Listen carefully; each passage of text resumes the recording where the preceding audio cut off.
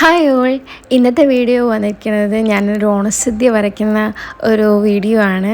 അത് നിങ്ങൾക്ക് എല്ലാവർക്കും കാണിച്ചു തരാം.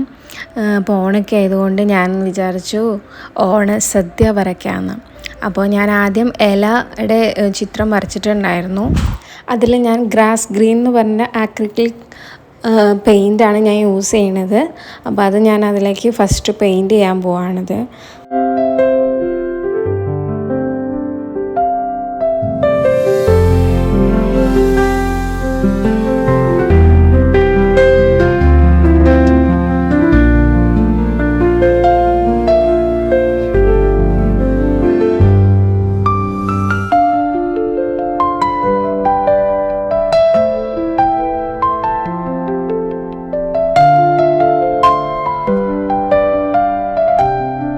ഇനി ഞാൻ അതിലേക്ക് ഫിനിഷിങ് വരാൻ വേണ്ടിയിട്ട് കാഡ്മിയം യെല്ലോ എടുത്തിട്ട് നമ്മൾ അതിൽ ലീഫിൻ്റെ നടുവിലായിട്ട് നമ്മൾ അതുകൊണ്ട് വരച്ച് കൊടുക്കുന്നു.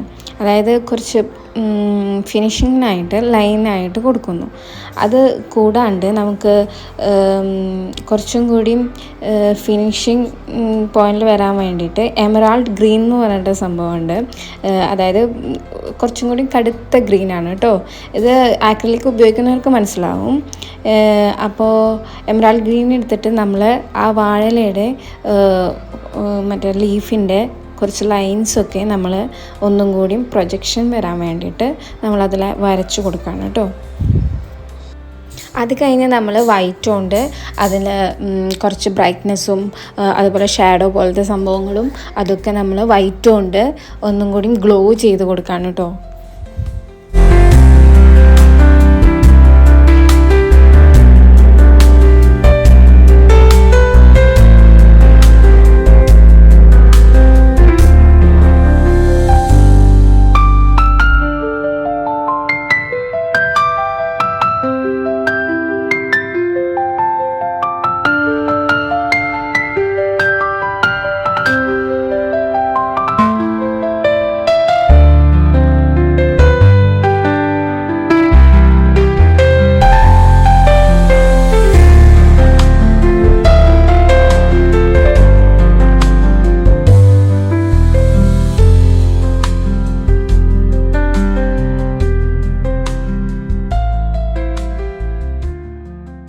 അത് കഴിഞ്ഞ് നമ്മൾ ഓണസദ്യയിൽ ഫസ്റ്റ് വയ്ക്കുന്നത് എന്താ, കായ വറുത്തതല്ലേ. അപ്പോൾ കായ വറുത്തത് വരയ്ക്കാൻ വേണ്ടിയിട്ട് ഞാൻ കായ വറുത്തത് വേറെ ഒരെണ്ണം എടുത്തു വെച്ചിട്ടാണ് ഞാൻ വരച്ചത് കേട്ടോ.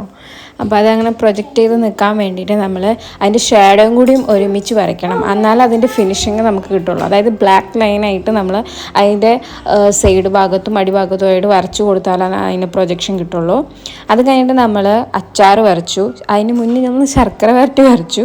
അത് ഞാൻ പെട്ടെന്ന് വരച്ചു. അത് ഞാൻ വീഡിയോ എടുക്കാൻ മറന്നുപോയി പെട്ടെന്ന്. അത് കഴിഞ്ഞിട്ട് നമ്മളിപ്പോൾ വരയ്ക്കാൻ പോണത് പഴമാണ്. പഴം നമ്മൾ എന്താ പറയുക, യെല്ലോ കൊണ്ട് തന്നെ കാഡ്മിയം യെല്ലോ കൊണ്ടാണ് നമ്മൾ വരച്ചത്. അപ്പോൾ അതിൻ്റെ ഷാഡോവും അതിൻ്റെ വൈറ്റ് കൊടുത്തിട്ട് അതിൻ്റെ എന്താ പറയുക അതിൻ്റെ ഫിനിഷിങ് ലൈനൊക്കെ വരച്ചു കൊടുത്തു. അത് കഴിഞ്ഞിട്ട് നമ്മൾ ഇഞ്ചമ്പുളി വരച്ചു. ഇഞ്ചമ്പുളി ബ്ലാക്ക് കൊണ്ടാണ് വരച്ചത്. എപ്പോഴും നമ്മൾ വൈറ്റ് കൊടുക്കണം. അതൊരു പ്രൊജക്ഷന് വേണ്ടിയിട്ടാണ് നമ്മൾ വൈറ്റ് കൊടുക്കുന്നത്. അത് കഴിഞ്ഞ് നമ്മളൊരു ക്യാബേജ്, അടുത്തത് നമ്മൾ എന്താ പറയുക, തോരനല്ലേ. തോരൻ എന്ന് പറയുമ്പോൾ ക്യാബേജ് നമ്മൾ വരച്ചു. അത് ക്യാബേജ് എങ്ങനെയായിരിക്കും, കുറച്ച് ലൈൻസൊക്കെ, അതായത് ഓരോന്നായിട്ടല്ല കിടക്കുക. അപ്പോൾ അതുപോലെ തന്നെ ഞാനത് ടച്ച് ചെയ്ത് വരച്ചു. അത് കഴിഞ്ഞിട്ട് നമ്മൾ ഒരു ഓലൻ വരച്ചു.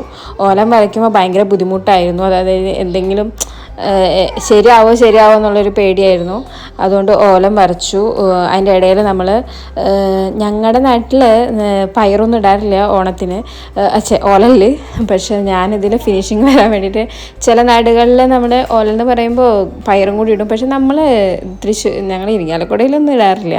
അപ്പോൾ അതിൽ പയറിട്ടിട്ട് ഓലം വരച്ചു. അത് കഴിഞ്ഞിട്ട് കാളം വരച്ചിട്ട് മറ്റേ എന്താ പറയുക, ഒന്നും കൂടി ഫിനിഷിങ് വരാൻ വേണ്ടിയിട്ടാണ് ഞാൻ കാളെല്ലാം മറ്റേ സംഭവങ്ങളും മറ്റേ കായും ചേനയൊന്നും വരയ്ക്കാഞ്ഞത്. വെറുതെ അതിൻ്റെ കളർ മാത്രം കൊടുത്തിട്ടാണ് വരച്ചത്. അത് കഴിഞ്ഞിട്ട് ഞാൻ അവിയൽ വരച്ചു, അത് കഴിഞ്ഞിട്ട് എലിശ്ശേരി വരച്ചു. എലിശ്ശേരി വരയ്ക്കുമ്പോൾ ഭയങ്കര ബുദ്ധിമുട്ടായിരുന്നു. എന്താണെന്ന് വിചാരിച്ചാൽ അതിൻ്റെ ഒരു ഫിനിഷിങ് വരാത്ത പോലെയൊക്കെ എനിക്ക് തോന്നി. എന്നിട്ട് ഞാൻ എപ്പോഴും ഇങ്ങനെ അകലേന്ന് നോക്കും, അതായത് അതുപോലെ വരുന്നുണ്ടോ എന്നുള്ള അറിയാൻ വേണ്ടിയിട്ട്. അത് കഴിഞ്ഞ് നമ്മൾ ചോറാണ് വരച്ചത്. ചോറെന്ന് വരയ്ക്കുമ്പോൾ അരിയുടെ ഷേപ്പിൽ നമ്മൾ വെറുതെ ബ്രഷ് എടുത്തിട്ട് വൈറ്റ് കൊണ്ട് ഇങ്ങനെ വെറുതെ ടച്ച് ചെയ്യുമായിരുന്നു കേട്ടോ.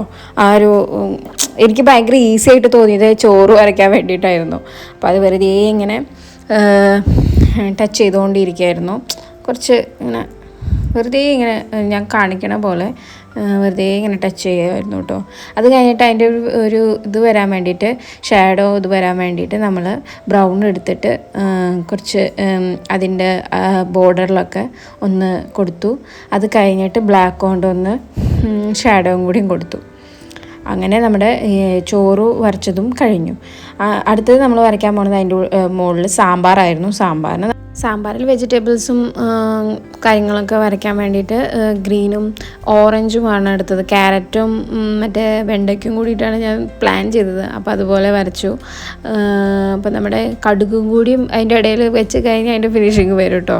അങ്ങനെയാണ് എനിക്ക് മനസ്സിലായത്. എന്താണെന്ന് വെച്ചാൽ കറി വരയ്ക്കുമ്പോൾ അതിൻ്റെ മുകളിൽ കുറച്ച് കടുകും കൂടി വരച്ച് കഴിഞ്ഞ് കഴിഞ്ഞാൽ അതൊരു ഇതിൽ വരും, ഫിനിഷിങ്ങിന് വരും. ഇതിൻ്റെ ഇടയിൽ ഞാൻ എന്താ പറയുക, മുല്ലപ്പൂവും കൂടി ഉണ്ടാക്കുന്നുണ്ട്. പ്ലാസ്റ്റിക് അല്ല, ടിഷ്യൂ മുല്ലപ്പൂ. അത് ഞാൻ ഇൻസ്റ്റാഗ്രാമിൽ റിയലിൽ ഒരാൾ ചെയ്യണ കണ്ടു. അപ്പോൾ അതുപോലെ ഞാൻ തനൂന് മോൾക്ക് വയ്ക്കാൻ വേണ്ടിയിട്ട് ഞാനത് അതിൻ്റെ ഇടയിൽ കൂടെ ചെയ്യണ്ടായിരുന്നു. ഇതിലിങ്ങനെ അങ്ങനെ ഇരുന്ന് കഴിഞ്ഞ് കഴിഞ്ഞാൽ എനിക്ക് ബോറടിക്കുമല്ലോ. അത് കഴിഞ്ഞിട്ട് നമ്മൾ പായസം വരച്ചത് കേട്ടോ. 2 പായസം വരച്ചു. സേമിയ പായസവും പിന്നെ പരിപ്പ് പായസമാണ് ഞാൻ ഉദ്ദേശിച്ചത്. ഓൾറെഡി അതിൽ കാഷ്നട്ടൊക്കെ വരച്ചപ്പോൾ അതേപോലെ വന്നിട്ടുണ്ട് കേട്ടോ. അതിൻ്റെ വട്ടം കുറച്ച് കറക്റ്റ് ചെയ്യാൻ ഉണ്ടായിരുന്നു, അത് ഞാൻ ലാസ്റ്റ് കറക്റ്റ് ചെയ്തിട്ടുണ്ട് കേട്ടോ. അങ്ങനെ അടുത്തത് പായസമാണ്. പായസമല്ലല്ലോ, പപ്പടമാണ്. സദ്യ കണ്ടു കഴിഞ്ഞാൽ എൻ്റെ ബോധം വെളിവൊക്കെ പോവും. അത് കാരണം അടുത്തത് വരയ്ക്കാൻ പോകുന്നത് പപ്പടമാണ്. പപ്പടം വരച്ചു. അപ്പോഴേക്കും തനു ബേബി എണീറ്റു കേട്ടോ. കാലത്തായല്ലോ, ഞാൻ വൈകുന്നേരം ഇരിക്കണത്, കാലത്തായി. അപ്പോൾ തനു ബേബി എന്താ പറയുക വന്നു പപ്പടം വരയ്ക്കാനായിട്ട്. അപ്പോൾ പപ്പടം എന്ന് പറഞ്ഞ ജീവനാണ് തനു ബേബിക്ക്. അപ്പോൾ അത് പപ്പടം വരയ്ക്കാനായിട്ട് അതിൻ്റെ പോളങ്ങളൊക്കെ പപ്പടത്തിൻ്റെ പോളൊക്കെ വരയ്ക്കാനായിട്ട് ഭയങ്കര ബുദ്ധിമുട്ടായിരുന്നു. വൈറ്റൊക്കെ എടുത്തിട്ട് അത് ഒരു വിധത്തിൽ ഞാൻ വരച്ചു തീർത്തു. അങ്ങനെ നമ്മുടെ സദ്യ ഓൾറെഡി കഴിഞ്ഞു. അതിൻ്റെ ആ പേജ് എടുത്തിട്ട് ഞാൻ കട്ടൊക്കെ ചെയ്തിട്ട് ഫോട്ടോ എടുക്കാൻ വേണ്ടിയിട്ട് ഞാൻ അതൊക്കെ ചെയ്തു. അപ്പോൾ ഇന്നത്തെ വീഡിയോ നിങ്ങൾക്ക് ഇഷ്ടമായെങ്കിൽ നിങ്ങൾ ലൈക്ക് ചെയ്യുക, സബ്സ്ക്രൈബ് ചെയ്യുക. അപ്പോൾ ഇതിൻ്റെ റിയൽ ഇട്ടപ്പോൾ നല്ല സപ്പോർട്ടായിരുന്നു എനിക്ക്. സന്തോഷം. നിങ്ങൾ ഇനിയും സപ്പോർട്ട് ചെയ്യുക, ഞാൻ ഇനിയും വീഡിയോസ് ഇടാം. അപ്പോൾ താങ്ക് യു. സബ്സ്ക്രൈബ് ചെയ്യാൻ മറക്കരുതേ, സബ്സ്ക്രൈബ് ചെയ്യാത്തവർ. അപ്പോൾ ബൈ, ഹാപ്പി ഓണം.